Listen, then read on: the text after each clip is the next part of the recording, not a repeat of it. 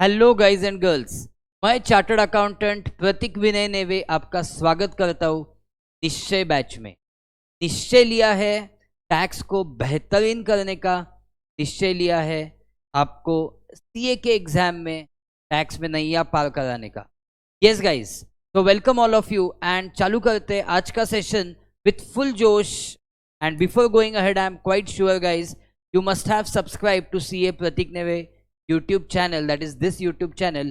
You must have hit the bell icon and आपको पता है कि आपको ये बैच ज्वाइन करना है तो बिल्कुल सिंपल प्रोसीजर है, that is you have to go to the description of this video and you have to go ahead and click the link for the WhatsApp group. When you come in the WhatsApp group, you are as good as you have joined the batch. चलो guys start करते हैं आज के session की। अब आज के इस सेशन में डिस्कस करना है इनपुट टैक्स क्रेडिट, क्योंकि सर अभी तक क्या क्या डिस्कस किया जीएसटी में। अभी तक जीएसटी में डिस्कस किया बेसिक्स, देन वैल्यूएशन, मतलब वैल्यू ऑफ सप्लाई कैसे निकालते हैं वो डिस्कस किया।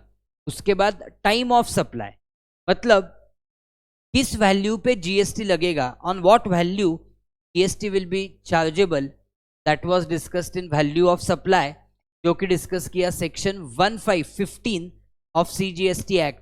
एंड उसके बाद डिस्कस किया कि अच्छा सप्लाई हो जाएगा, सप्लाई की वैल्यू 1 लाख होने वाली है सपोज, बट सप्लाई कंप्लीट कब होगा, सप्लाई हुआ है वो माना कब जाएगा, तो वो डिस्कस किया in the topic of time of supply.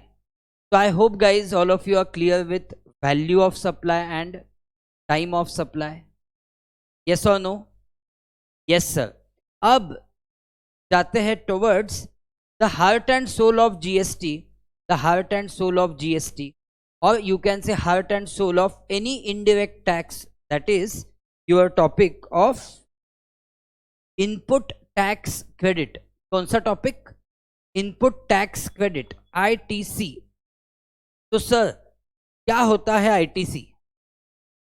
Okay, देखो पहले तो आईटीसी के प्रोविजंस कौन कौन से सेक्शंस में देखने हैं, कौन कौन से सेक्शंस में आईटीसी के प्रोविजंस दिए हैं। तो section 16 which will talk about eligibility and conditions. Okay, मतलब क्या होता है आईटीसी बोलने वाला हो, जो बेसिक लेक्चर में किया था ना, टिपिकल चेन ऑफ जीएसटी, उसमें डिस्कस किया था basic concept of ITC. Okay, तो आज फिर से बेसिक भी देखेंगे और डेप्थ में भी जाएंगे। यस, तो section 16 guys is input tax credit, eligibility and conditions. Okay, ITC कौन ले सकता है, ओके, कौन से कंडीशन सेटिस्फाई होने पे आईटीसी ले सकता है, that is called as eligibility and conditions. Okay, तो वो डिस्कस किए सेक्शन 16 में। किन चीजों पे आईटीसी नहीं मिलेगा वो डिस्कस किया है सेक्शन 17 में, जिसको बोलते हैं ब्लॉक्ड क्रेडिट्स। तो guys 17 has two issues, apportionment of ITC and blocked credits. 18 is ITC in special circumstances, and आपके लिए 19, 20, 21 आपके सिलेबस में नहीं है, इंटरमीडिएट के सिलेबस में 19, 20, 21 नहीं है। तो anyways 18 which is ITC in special circumstances, and 49(5) that is utilization of this input tax credit to pay the output tax. Okay, but sir होता क्या है एग्जैक्टली आईटीसी, वो तो बताओ। यस सर, बताने वाला हूँ ऑब्वियसली। तो आपको पता है दैट टिपिकल चेन, कौन सी टिपिकल चेन, ए ने गुड्स बेचे बी को, बी ने गुड्स बेचे सी को, एंड सी ने गुड्स बेचे डी को। Okay guys, do you remember this typical chain? A sold goods to B sold goods to C, and C has sold goods to D. अब इस केस में ये जो डी है, डी एंड कंज्यूमर है। Yes, wonderful wonderful, D is end consumer. तो आपको पता है the whole burden of GST will be on the end consumer. Yes sir, obviously whole burden of GST will be on end consumer. But who will pay GST to government? तो ये जो तीन खिलाड़ी है ना, कौन तीन खिलाड़ी? A, B और C. ओके, गवर्नमेंट उनसे जीएसटी कलेक्ट करेगा. यस, उनको बोलते हैं सप्लायर. Absolutely correct. तो suppliers will pay GST to government, but the burden will be on the end consumer. But भला ये कैसे होगा कि एंड कंज्यूमर के पॉकेट से जाएगा लेकिन गवर्नमेंट को पे करेगा ए, बी एंड सी? क्योंकि दोस्तों Priyanshi ji, A, B and C are registered under GST. Okay, तो अब क्या होगा? देखो, ओरिजिनल चेन देखो सर, ओरिजिनल चेन देखो. स्टार्टिंग में of course original chain we have done. Original chain बोलो या टिपिकल चेन बोलो, जीएसटी की टिपिकल चेन. क्या है टिपिकल चेन? ये देखो, एकदम स्टार्टिंग में की थी टिपिकल चेन. देखो,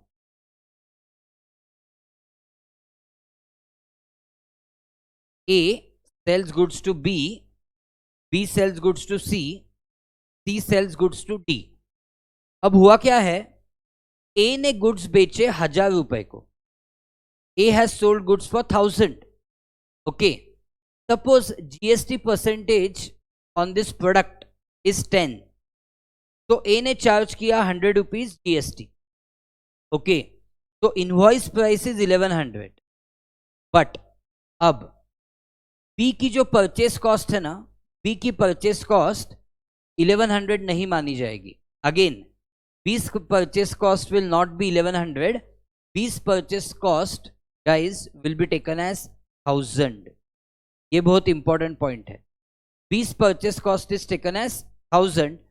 Then B will do his own value addition of cost and profit.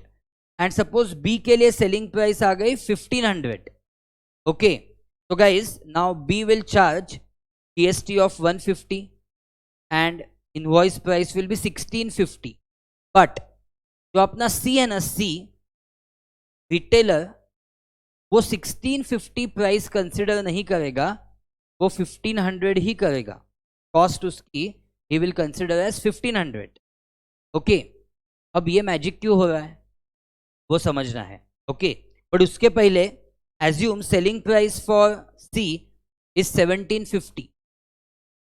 Okay, तो C will charge GST of 175 and finally C जो है ना, C will sell to end consumer at 1925. तो guys, and consumer के लिए MRP हो जाएगी 1925 inclusive of GST. अब इस 1925 में जीएसटी होगा 175 एंड मेन प्राइस होगी 1750. ओके, अब थोड़ा ध्यान दो क्या हुआ एग्जैक्टली. मैन्युफैक्चरर ने 100 रुपए कलेक्ट किए होलसेलर से. यस, वो 100 रुपए मैन्युफैक्चरर के थे output tax. Yes sir, manufacturer ने किसी से परचेस नहीं किया था, इसलिए उसका input tax is 0 and manufacturer paid to government 100 rupees. बात सही है यहां तक? Did you understand till this point? Yes sir. अब जो बी है ना, बी ने सी से कलेक्ट किया 150. बी ने सी से कलेक्ट किया 150, लेकिन दोस्तों गवर्नमेंट को पे किया सिर्फ 50. पूछो क्यों? क्योंकि बी ने ए को पे किया था 100 rupees as GST. Yes, B ने ए को पे किया था 100 रुपीज एज जीएसटी. उसका बी लेने वाला है इनपुट टैक्स क्रेडिट. तो guys, what is input tax credit? बात बहुत ही सिंपल है. Input tax means GST paid on purchases, GST paid on inward supply. Okay, अब देखो, जो बी है ना, B is B end consumer? खुद से पूछो, is B end consumer for this goods? आपको क्या जवाब मिलेगा? Is B end consumer of this goods? No sir. So B should not bear 100 rupees. So guys, B will get input tax credit. Credit means he can set off that against output tax payable. Did you get it? So he pays only 50 rupees net to the government. Agreed? Wonderful, wonderful. अब देखो, C के angle से सोचो. Is C the end consumer of the goods? Again the answer is no. But how much has C paid to B as tax on the purchase?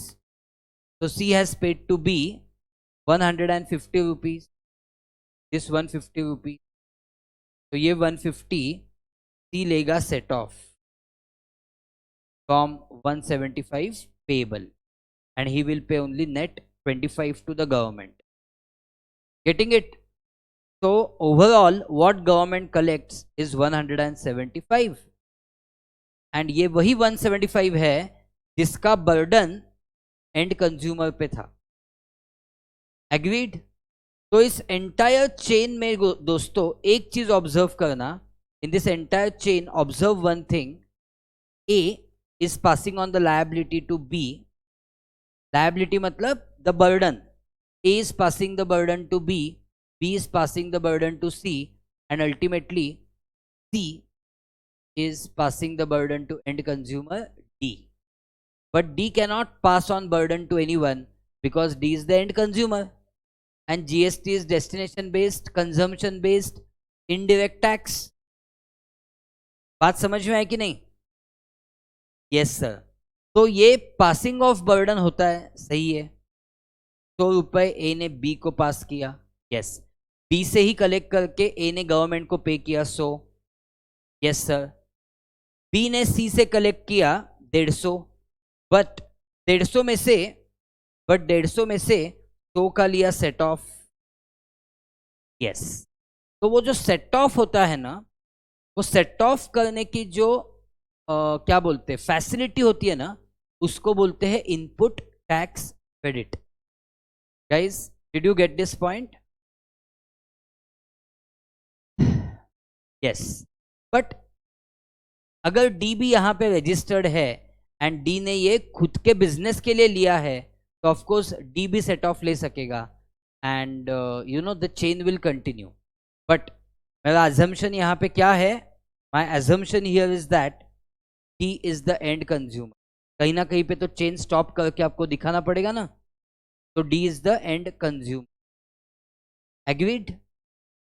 तो in short हमें क्या समझा कि input tax credit, is it benefit for the assessee? Is it benefit for the businessman? Is it benefit for the registered person? Yes, of course input tax credit is a big benefit, isn't it? तो कोई भी benefit है और उसका हक भी है. It is his right to take this benefit. Okay, ऐसा नहीं कि this benefit is you know unnecessary or unwarranted benefit.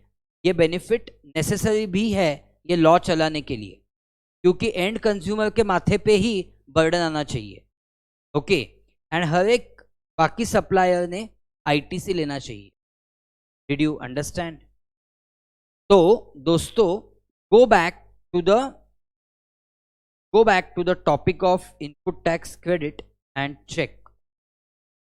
ये इनपुट टैक्स क्रेडिट लेने के लिए कौन कौन से कंडीशंस सेटिस्फाई करने पड़ेंगे? What all conditions are necessary to claim input tax credit, ये डिस्कस किया गया है सेक्शन. तो guys, section 6 input tax credit eligibility and conditions. Agreed? आज का टोटल टाइम डिवोट करते हैं towards eligibility and condition. Is it okay? Absolutely. We will devote today's time to eligibility and condition. So section 16 has 4 subsections. Again, section 16 में कितने subsections है? 4 subsection, 4 subsections. Okay, आज आपको उन चारों के चारों सबसेक्शंस में एक्सपर्ट करके ही छोड़ेंगे। ओके, क्योंकि इसके पहले टाइम ऑफ सप्लाई में एक्सपर्ट करके छोड़ा, इसके पहले वैल्यूएशन में, तो आज input tax credit, eligibility and conditions. Section 16 guys has 4 subsection. Start करते हैं। Who is eligible to take ITC? तो section 16 subsection 1, section 16 subsection 1 of CGST Act says that registered person. So what is the criteria of taking, who is eligible to take ITC? Registered person under GST. Agreed? So registered person under GST is eligible to take ITC. But किस चीज का ITC? Of input tax. So of GST. With GST, the GST which is paid or payable on inward supply, मतलब purchases of goods or services or both, which are used or intended to be used in the course or furtherance of business. Did you understand the subsection 1? तो subsection 1 में दोस्तों क्या समझना है? Who is eligible to claim ITC? So yes, who is eligible to claim ITC? Any registered person is eligible to claim ITC. Of course, registered कहाँ पे? GST में. Any registered person under GST. Okay, ITC किस चीज का ले सकता है? Of input tax. Which input tax? That input tax which is paid or payable on what? On purchase. Purchase को बोल सकते हो inward supply of goods or services or both, which are used or intended to be used in the course or furtherance of business. तो बोलो क्या section 16 subsection 1 समझ में आ गया? जस्ट चेक, हमारे एग्जाम्पल में ए बी सी, आप सपोज बी को सामने रखो, आंखों के सामने बी को रखो, you keep B in front of you. Is B registered? Yes. Is B paying GST? Yes.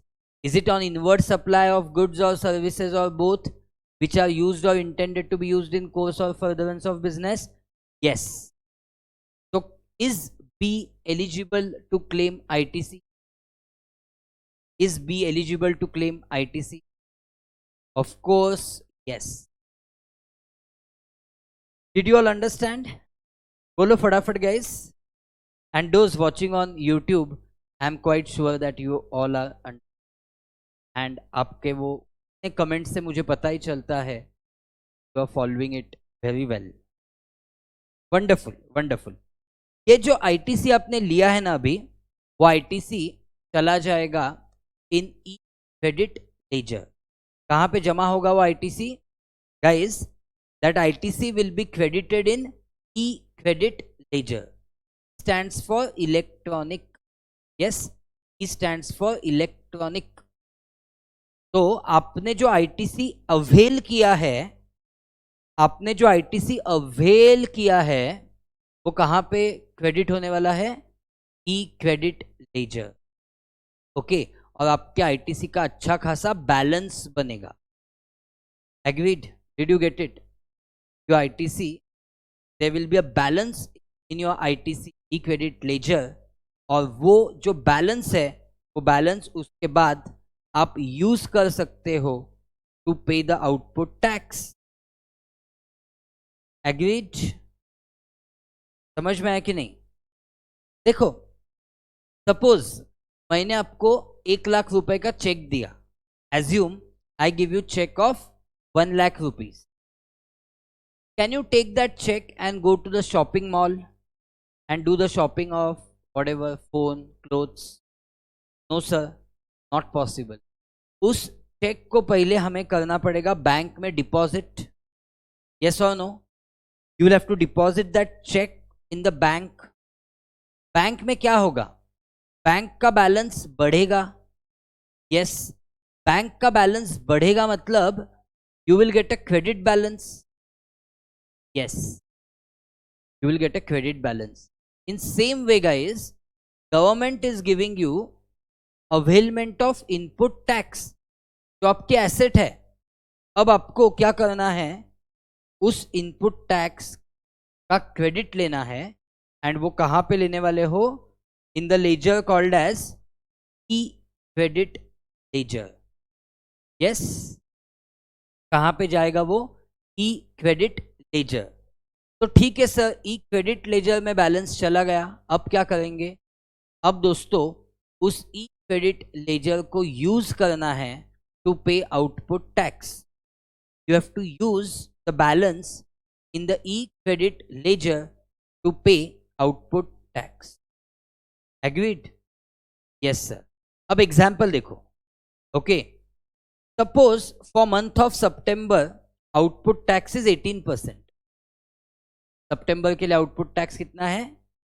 18% on sales of 1 crore. तो गाइज से सितंबर के लिए आउटपुट टैक्स इज 18 लाख रुपये. एग्रीड? ये जो 18 लाख रुपए ना आपकी लायबिलिटी है. आपने जो गुड्स बेचे हैं ना, 1 करोड़ रुपए के जो आपने गुड्स बेचे हैं, उस पे दोस्तों आउटपुट टैक्स लायबिलिटीज 18 लाख. तो ये चली जाती है लायबिलिटी रजिस्टर. कहाँ पे जाती है? E liability register. Okay, in this month there are purchases of 30 lakhs plus GST at 18%. Okay, so in this month there are purchases of 30 lakh plus GST at 18%. So input tax credit हो जाएगा 5,40,000. मानते हो? That ITC this month will be 5,40,000. Yes or no? दोस्तों ये 5,40,000 जाएगा in the e credit ledger. Agreed? This 5,40,000 will go to e credit ledger. And now guys, this is ready to be utilized to pay the output tax. चलो use it. तो now guys the net GST payable, correct, 5,40,000 we will take set off, and now the net GST payable will be 18 lakh minus 5,40,000, which is 12 lakh 60. समझा कि नहीं? This 12 lakh 60,000 निर्मित जी, ज्ञानेश्वर जी, प्रियांशी जी, okay, this 12 lakh 60,000 we will have to deposit in cash ledger. कहाँ पे deposit करना पड़ेगा? Cash ledger. And at the end, when you are paying your liability, what you will do, 18 lakh is payable, 18 lakh payable है, उसमें से 5,40,000 is utilized from e-credit ledger and 12,60,000 is paid, okay, via cash. So your net at the end of the month be. Did you agree? E liability आपकी and में 0 होनी चाहिए. Okay, ई credit भी mostly आपका 0 हो जाएगा एंड ई कैश भी 0 हो जाएगा. तो ये आपने किया सितंबर मंथ के लिए. तो मैंने आपको टाइम ऑफ सप्लाई में बोला था, एक हिंट दिया था कि इस मंथ में जो टाइम ऑफ सप्लाईज आएंगे, इस मंथ में जो आउटवर्ड सप्लाई होगा, उसकी लायबिलिटी कब तक पे होती है? तो गाइज उसकी लायबिलिटी पे होती है by 20 of the next month. Do you remember this? Yes sir, very good Nirmit, quite impressive. तो ये सितंबर मंथ है अपने एग्जाम्पल में. गाइज अपने एग्जाम्पल में it is September month. Yes, तो बाय अक्टूबर 20 ई लायबिलिटी 0 आ गया. ई क्रेडिट में भी 0 आ गया, ई कैश में भी 0 आ गया। कैसे 0 आ गया? 0 कैसे आ गया? पहले आपने ही इनिशिएटिव लेके ई लायबिलिटी लेजर में 18 लाख रुपए दिखाए, because it is self assessment. तो आपने ही इनिशिएटिव लेके आउटवर्ड सप्लाई आपका 1 करोड़ डिक्लेयर करके 18 लाख रुपए क्या दिखाई?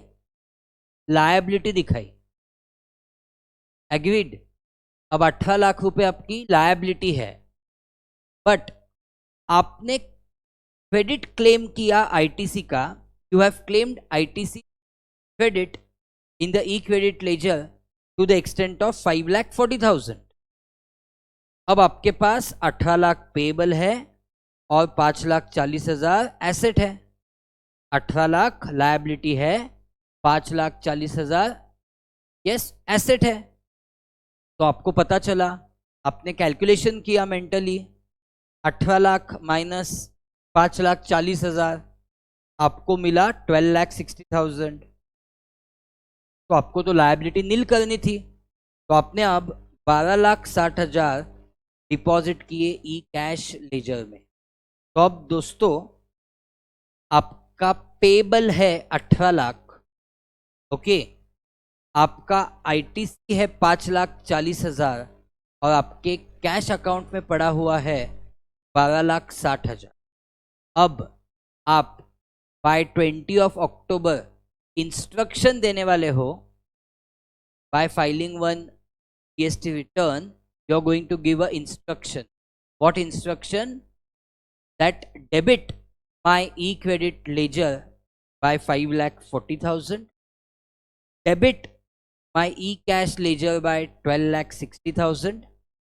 तो guys E credit ledger and E cash ledger हो जाएंगे close, and automatically your liability also will be discharged and your E liability register will also have a balance of nil. तो क्या सबको टेक्निकली समझ में आ गया आईटीसी का इंपॉर्टेंस? क्या सबको टेक्निकली समझ में आ गया? Who can claim ITC? Yes sir, absolutely. मजा आया ना?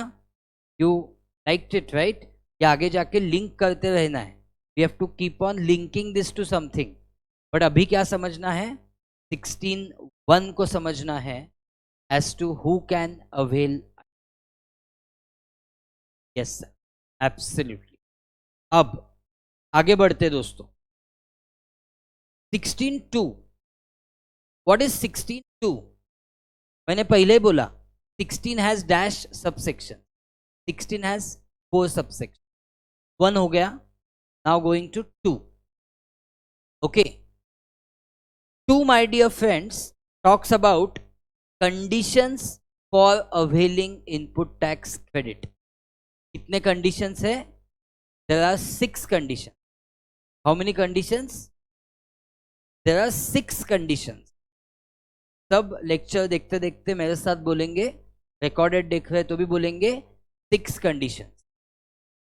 Okay, so section 16 has 4 subsections. Section 16 subsection 2 is talking about conditions to claim ITC. There are 6 conditions. Okay, देखते हैं क्या क्या 6 conditions है। What all are the conditions? Let's see. First condition is that he should be in possession of tax invoice or debit note or any other document. ही मतलब कौन? He मतलब of course one who wants to take ITC. अगर मुझे ITC लेना है, मैंने कुछ purchase किया है, उसके ऊपर जो टैक्स था उसका मुझे आईटीसी लेना है, तो guys I should be in possession of voice. Agreed? I should be in possession of, yes. अब taking this opportunity I am guys going to show you tax invoice. आपको टैक्स इनवॉइस दिखाओ क्या? Yes, I am going to show tax invoice. ये आपको कौन से company का tax invoice दिखा? ये टैक्स इनवॉइस है इंडिगो एयरलाइंस का। ओके, तो आपको दिखेगा यहाँ पे इंटरग्लोब एविएशन लिमिटेड, मतलब इंडिगो एयरलाइंस कंपनी का ये नाम है, InterGlobe Aviation limited. Okay, listed company है। ओके, ये उसका जीएसटी आयन है, मतलब उसका जीएसटी नंबर है। ओके, अब आप थोड़ा यहाँ पे ये डिलीट करोगे तो आपको दिखेगा कस्टमर कौन है। I am the customer, Zest learning, I am the customer, this is my GST number. तो guys, this is an inward supply for me. मानते हो कि नहीं that this is an inward supply for me? Yes sir, ये आपके लिए inward supply है, क्योंकि मैं बैच लेने के लिए आउट ऑफ पुणे गया। सिंस मैं बैच लेने के लिए आउट ऑफ पुणे गया, this is an inward supply for मी।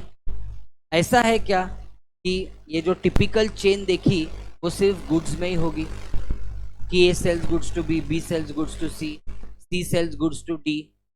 ये टिपिकल चेन सिर्फ गुड्स में नहीं होगी, ये टिपिकल चेन सर्विसेज में भी आ सकती है। मानते हो ना? ये टिपिकल चेन सर्विसेज में भी आ सकती है। यस। तो गाइस, क्या हुआ, मुझे एक एकेडमी को सर्विस देनी थी as a visiting faculty, so that's why I availed inward supply from Indigo Airlines. So Indigo Airlines supplied to Zest Learning, CA Pratik Neve. CA Pratik Neve supplied to XYZ Academy. XYZ Academy supplied service to students. देखी chain? Did you see the chain? Yes. Now in this chain, CA Pratik Neve is a registered person. So yes, registered है Aditya ji, registered person. Yes, so CA Pratik Neve is a registered person. He should be able to claim ITC. मानते हो कि नहीं? He should be able to claim ITC. Of course, sir.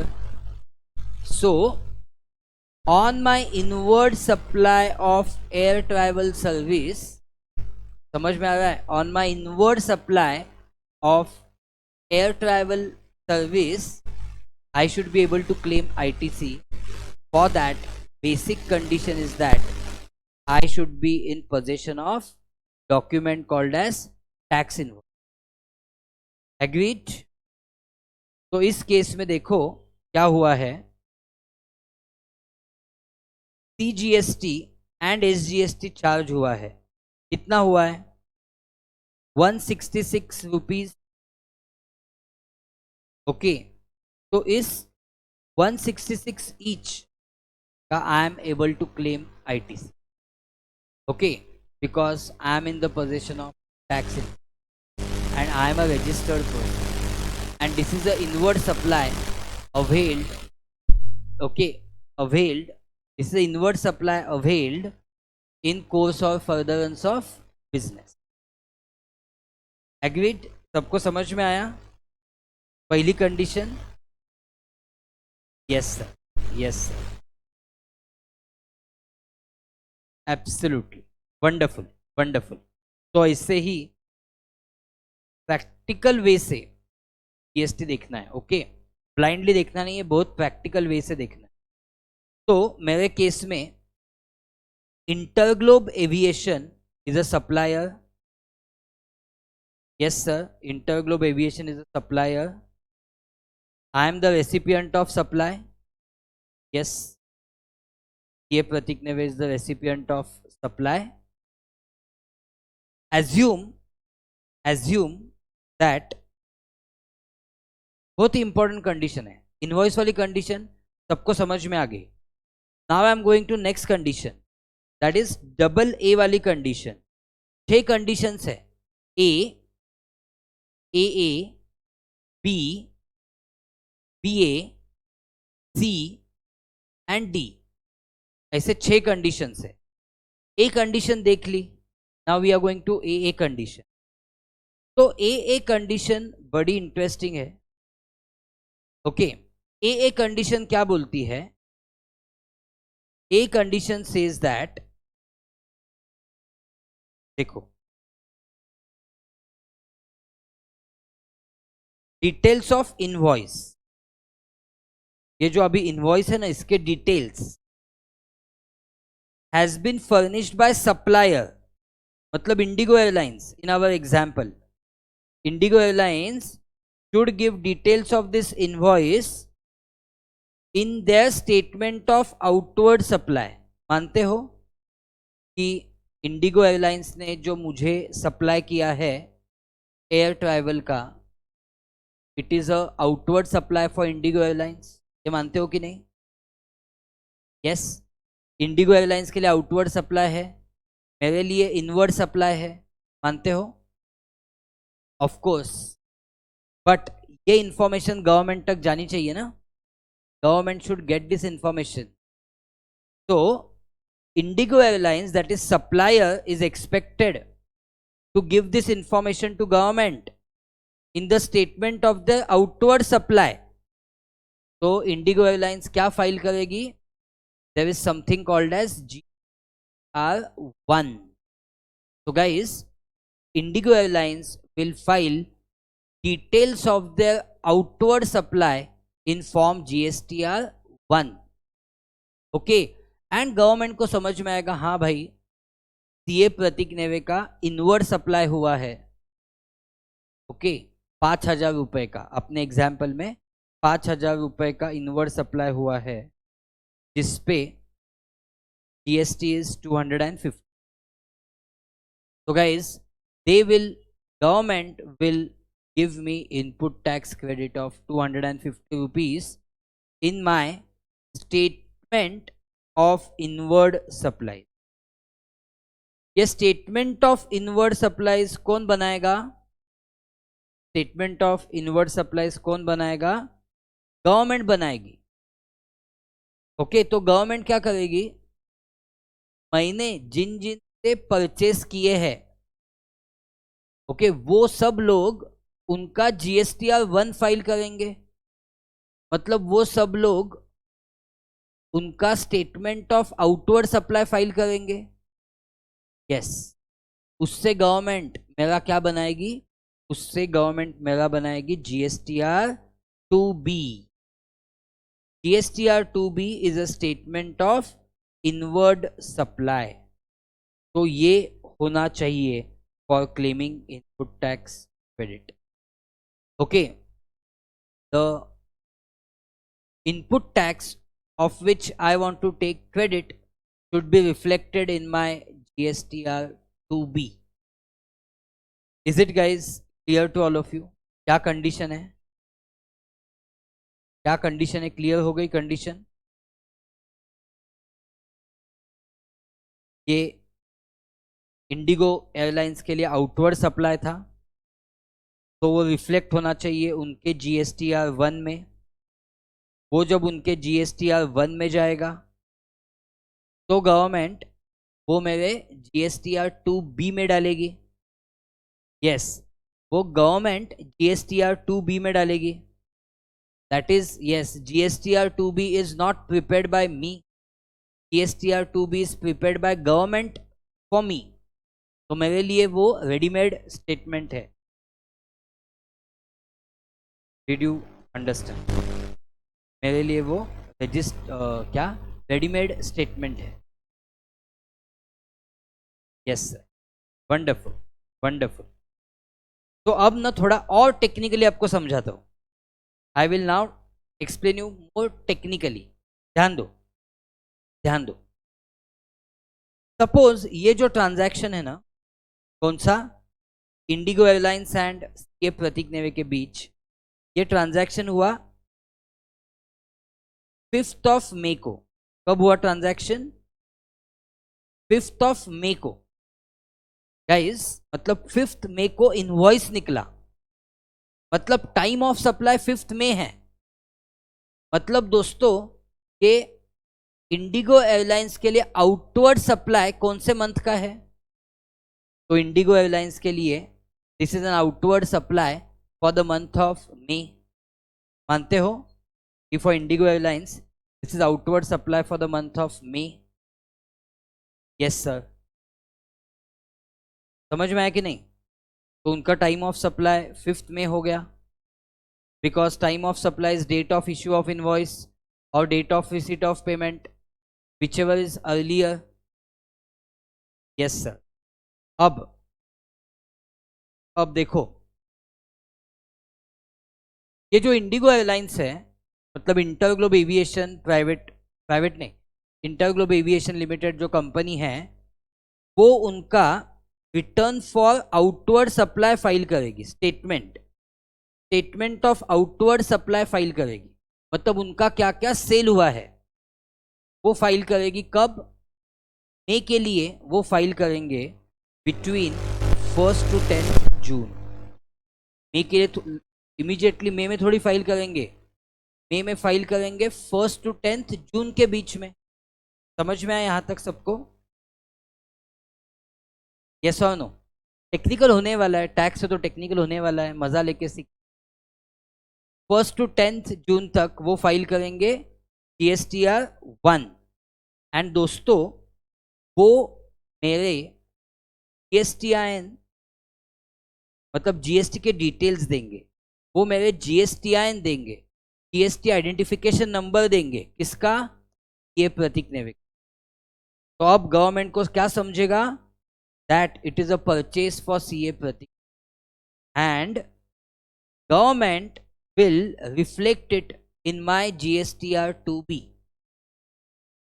तो उनका outward supply, IndiGo Airlines का outward supply guys is my inward supply. Agreed? तो वही हुआ है. 1 to 10 जून में IndiGo Airlines has filed GSTR 1. तो उनके आउटवर्ड सप्लाई में आ गया वो. अब वो गवर्नमेंट ने मेरे इनवर्ड सप्लाई में डाला, विच इज GSTR 2B. क्या यहां तक सबको समझा है? कुछ नहीं, हम अभी डेट वाइज देख रहे हैं. 1 to 10 जून में GSTR 1 फाइल किया इंडिगो एयरलाइंस ने. अब मुझे मिला मेरा GSTR 2B on 15th June. Guys, I got my GSTR 2B on 15th June. मतलब 15 जून को मुझे पता चला how much input tax credit I can take. Guys, ये 15 जून को पता चला how much input tax credit I can claim. तो अब मैं क्या करूंगा? अब मैं डिसाइड करूंगा how much I have to पे इन कैश. कैसे डिसाइड करूंगा? क्योंकि मई मंथ के लिए I had my outward supply. I know what are my outward supply. On that outward supply I have decided already my output tax. मानते हो कि नहीं? मैंने ऑलरेडी मेरा आउटपुट टैक्स डिसाइड किया है. यस सर, आउटपुट टैक्स तो आपने डिसाइड किया है. Minus I know my input tax credit now because my GSTR 2B is prepared by the government. तो बचता क्या है? Net GST payable which will be paid between 16 to 20 of June in the e-cash ledger, and I will complete my formalities for the month of May by 20th of. समझ में आया? How did you understand how the ITC works and how the ITC helps registered person? Yes sir, absolutely, absolutely. Very good, very good. तो guys, ये खत्म होता है अपना condition number 2. तो can you please tell me both the conditions of section 6 subsection 2. A condition, he should be in possession of tax invoice, debit note और any other document. ये हो गई A condition. A condition, the details of the supply should be declared by supplier in his statement for outward supply, and those should be reflected in the statement of inward supply of the, yes, recipient of supply. Agreed? यहाँ तक सबको समझ में आ गए दोनों conditions?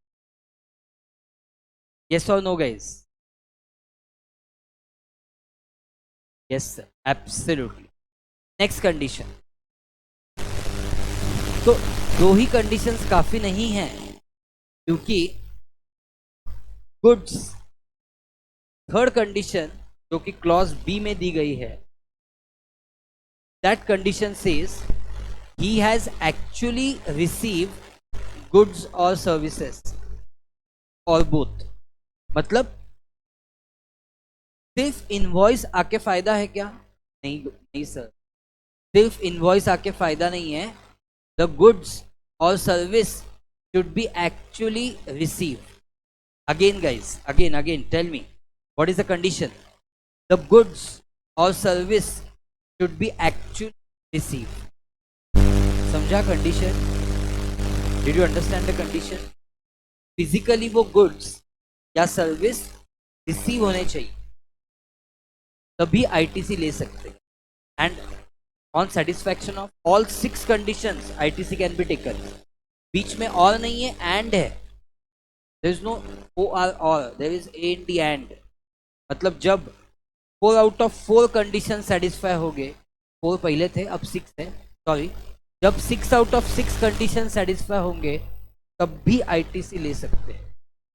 तो he has received goods or services or both. Agreed physically. अब आगे बढ़ते हैं, नेक्स्ट कंडीशन देखते हैं, उसके बाद एक्सप्लेनेशन पे जाते हैं. देन बी ए मतलब ये हो जाती है आपकी कंडीशन नंबर 4. मानते हो दोस्तों? This becomes your condition number 4. The input tax credit which is communicated to recipient of supply. जो आईटीसी कम्युनिकेट किया गया मुझे रेसिपिएंट ऑफ सप्लाई को, that ITC should not be restricted ITC.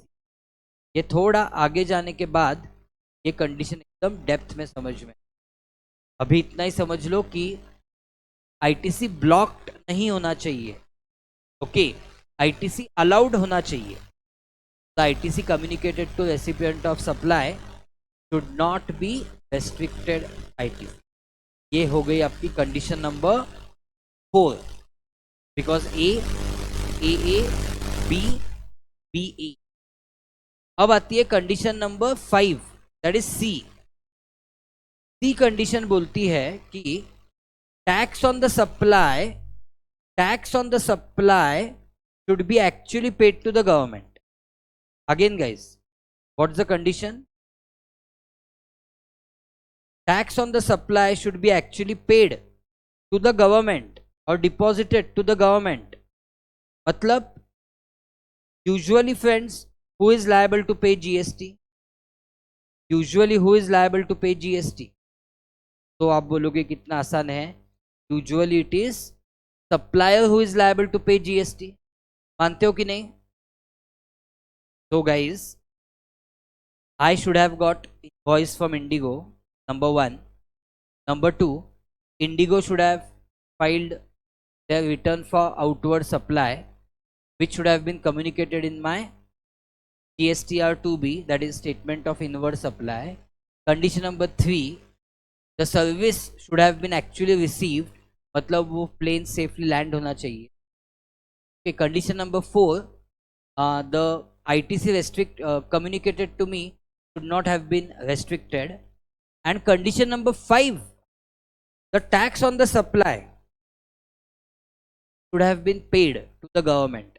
मतलब Indigo Airlines should have actually deposited the tax to the government. Indigo Airlines should have actually deposited tax to the government. ये हो गई आपकी condition number 5. Okay, अगर IndiGo Airlines ने government को tax deposit किया ही नहीं तो I can not take ITC. If they don't deposit output tax to government, I cannot take ITC.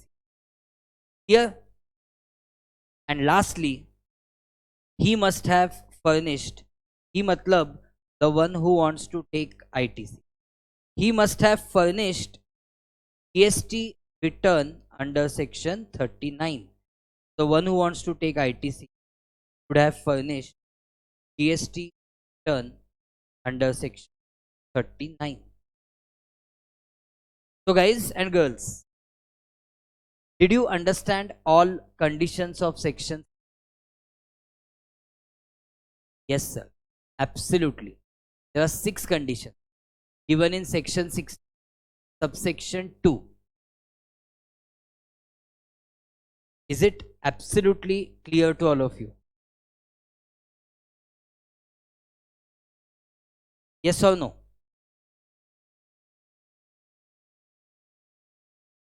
Yes sir. Wonderful wonderful. अब क्या आपको क्लॉज बी याद है? What is clause B? Clause B में क्या बोला था? क्लॉज बी में क्या बोला था? क्लॉज बी में बोला था that the goods or services should be actually received. याद है ना? The goods or services should be actually received. Very good. Very good, Nirmit ji. Very good. अब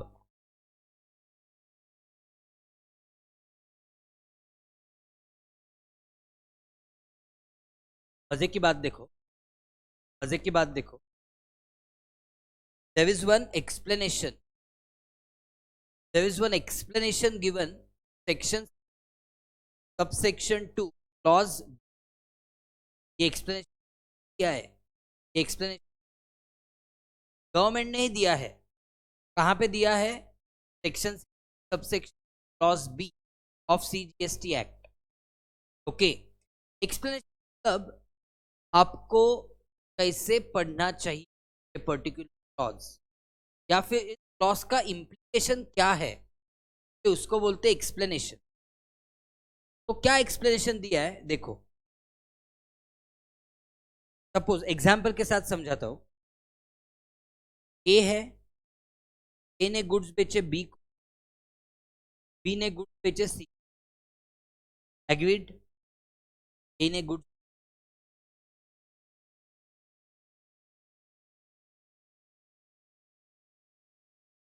A guys, A is of Karnataka, B is of Maharashtra, and C is of Karnataka. A is of Karnataka, of Maharashtra, of Karnataka. तो आपका logic क्या बोलता है? A transport goods to in Maharashtra and should again send the goods back to C in Karnataka. Does it make sense that A will send goods to B Maharashtra, I say, and then will again send back to Karnataka? Does it make sense? Does it make sense? Of course no. तो अच्छा क्या है? अच्छा ये है A directly send goods. Isn't that better? Of course वही अच्छा है that A directly send goods. तो गाइज यहां पे होगा क्या? जो है ना बी, लॉजिकल क्या है? Will instruct A. बी क्या बोलेगा ए को? भाई मत भेज, तो गुड्स डायरेक्टली तो भेज, तो कर्नाटका में ही है. Agreed? Did you get it what I am saying? तो ए जो है ना, ए will directly send goods. Aditya ji, A will directly send goods. Okay, but ऐसा नहीं है. A has sold, guys, A has sold to B and B has sold to C, but A has the goods directly, है कि नहीं? A has the goods directly to, but A has sold the goods. A करेगा billing, guys. A will do billing B. A will do billing to B, but A will send the goods to, इसको bill to ship model, मतलब billing अलग person है, shipping अलग person, इसको कौन सा model बोलते हैं? Bill ship model. कौन सा मॉडल? Bill to model. इसमें has directed A send goods directly. समझ में आया? अब आपको स्लोली समझ में आएगा. A has sold goods. A has sold goods. जवाब दो chat window. A has sold goods. A has sold goods. Very good. But A has shipped. A has shipped. Now friends, when A has sold, don't you think he has to ITC? Don't you think he has to claim ITC? Yes, he has to claim ITC. So of course, he has to claim ITC. But who has? He has never received the goods. Who received the goods? Agreed? He has received, not B. When,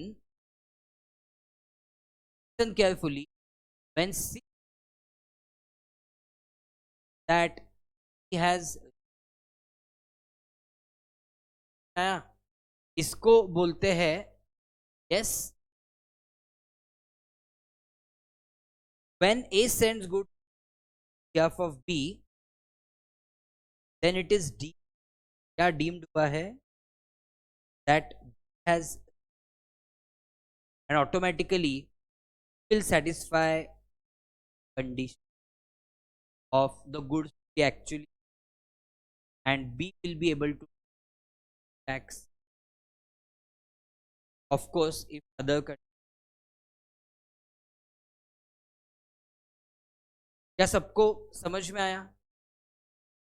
Did you all understand this point of deemed receipt of goods? Yes, deemed receipt of goods. Understand? दोस्तों, मेरा सवाल बहुत simple है आपसे. मजा आया कि नहीं? सेक्शन 6 सबसेक्शन 1 देखा हमने, एंड सेक्शन सबसेक्शन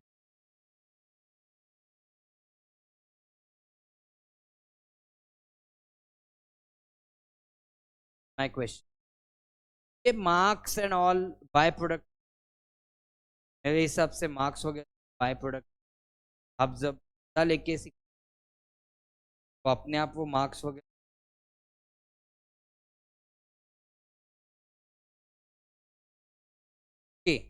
तो एनीवेज, अब मैं क्या बोलूँ आपको, go to the ITC topic.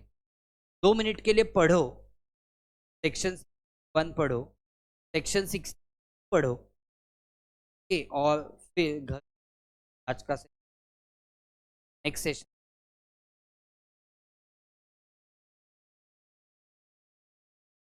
देखो, सेक्शन 6 सबसेक्शन 1, सेक्शन 60 सबसेक्शन 1, वो भी कहां से? बेयर एक्ट से. Every registered person shall, subject to such conditions and restrictions,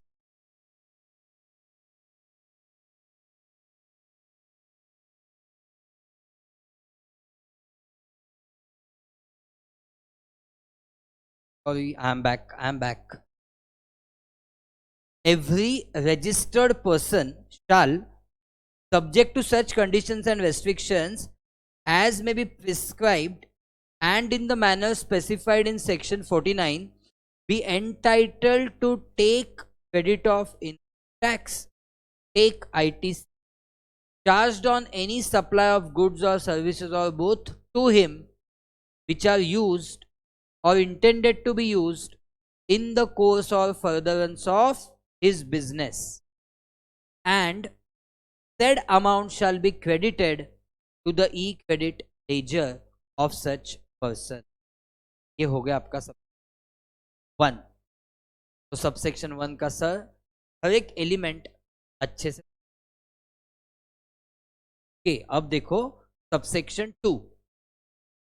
Notwithstanding anything contained in this section, no registered person shall be entitled to take the credit of any input tax in respect of any supply of goods or services or both to him unless, मतलब थोड़ा negatively word किया है कि don't take ITC if following conditions are not satisfied. Okay, in short, satisfy this 6 conditions to claim ITC. A condition: he is in possession of tax invoice, debit note issued by supplier registered under this act or any such other tax paying document. आगे जाने से पहले दोस्तों, have you subscribe to the channel and have you hit the bell icon? ये आपको करना ही चाहिए. अगर आपको मजा आ रहा है, आपको समझ में आ रहा है, ये आपकी जिम्मेदारी है. The responsibility that you spread the word to your friends that yes such batch is happening absolute. सबने फायदा लेना चाहिए, सबने निश्चय लेना चाहिए. को भी क्या में टैक्स का डर नहीं. ओके चलो, एंड डिस्क्रिप्शन पढ़ो इस वीडियो का, सब डिटेल. आ जाओ निश्चय batch.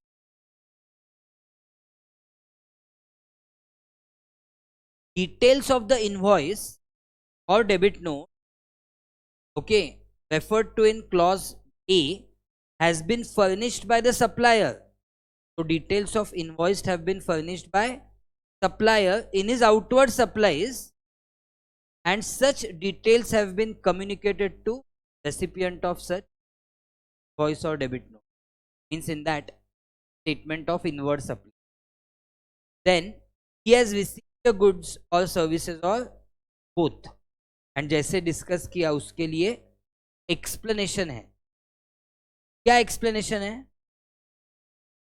For the purpose of this clause, it shall be deemed that registered person has the goods कब, where the goods are delivered by supplier, मतलब A, अपना एग्जाम्पल याद है ना, goods are delivered by A to a recipient, मतलब C, okay, or any other person on the direction of such registered person, whether acting as an agent or otherwise, before or during movement of goods, either by way of transfer of documents of title to or other. Okay, so registered person, the B will claim to have when actually, okay, and similar bill to ship model services के case में भी applicable, वो कल देखेंगे का example. से start करना है कल, याद दिलाना मुझे. Then BA condition: details of input tax credit in respect of said supply communicated to such registered person under 38 has not been restricted. Then condition: subject to provisions of section 41 or 43A, the tax charged in respect of such supply has been actually paid to the government. वो tax actually government को पे होना चाहिए, either in cash or through utilization of ITC admissible of said supply. And finally, he has furnished the return under section 13. Okay guys, So this completes what? Completes our 2. Agreed? तो दोस्तों कल हम मिलेंगे, next session में मिलेंगे। Next session में ITC continue. We will go to provisos of section 62। कितने provisos है? Provisos are there 2। वो प्रोवाइजोस भी देखेंगे, सब सेक्शन 3 देखेंगे, 4 भी देखेंगे, एंड वी सॉल्व।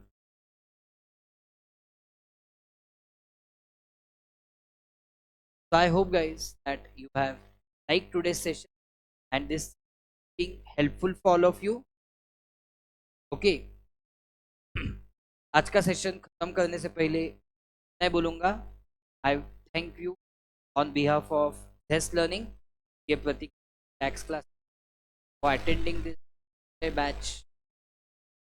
सो ये हमारा इनिशिएटिव है और सीए इंटरमीडिएट, जहाँ पे हम कवर करने वाले हैं जीएसटी प्लस इनकम टैक्स दोनों, and obviously May 24 exams as well as November exams के लिए यूजफुल होने वाला है, इंपॉर्टेंट होने वाला है। ओके, ये बैच हम कमिट किया है कि we will end till 31st of January. Okay, and लगभग 200 घंटे होंगे इस बैच में, और ये batch of course online live जो कि आप देख, प्लस आपको इस रिकॉर्डिंग्स भी मिल जाएंगे। कहाँ पे? इसी यूट्यूब चैनल पे। ओके, हमने एक प्लेलिस्ट बनाई है, पे मिल जाएंगे। ओके, कुछ रिकॉर्डिंग और बाकी रिकॉर्डिंग्स आपको ऐप में मिल। बट ऐप में कैसे जाना है? Simple, you please join our WhatsApp group. Join करने के लिए वीडियो के डिस्क्रिप्शन में आपको लिंक दिया गया है। Okay, this is a no fees obligation batch, मतलब ऐसा कुछ नहीं आपको इतना ही फीस, आपको कुछ नहीं करना है, don't pay any fees that, नहीं सर हमें पे करना है। ओके, हमें 500 1000 जो भी है, your fees, I mean your batch of your, okay, it's a no obligation batch. आप प्लीज का tension, that is not at all consideration. Important ये है कि आपने आपका 100% टाइम डिवोट कर सब लेक्चर्स, अमेजिंग मार्क्स लाने के, नॉलेज लेना एंड मार्क्स लाने। उसके बाद अपनी स्टार्ट होगी चैप्टर वाइज टेस्ट ऑल्सो। हम रिविजन्स लेंगे in the month of March for the may 20 exams, and 100 marks of April. तो इस वे से हम एकदम डेप्थ में जाएंगे, हर एक चीज अच्छे से। That's my, that's it guys, thank you. Next session.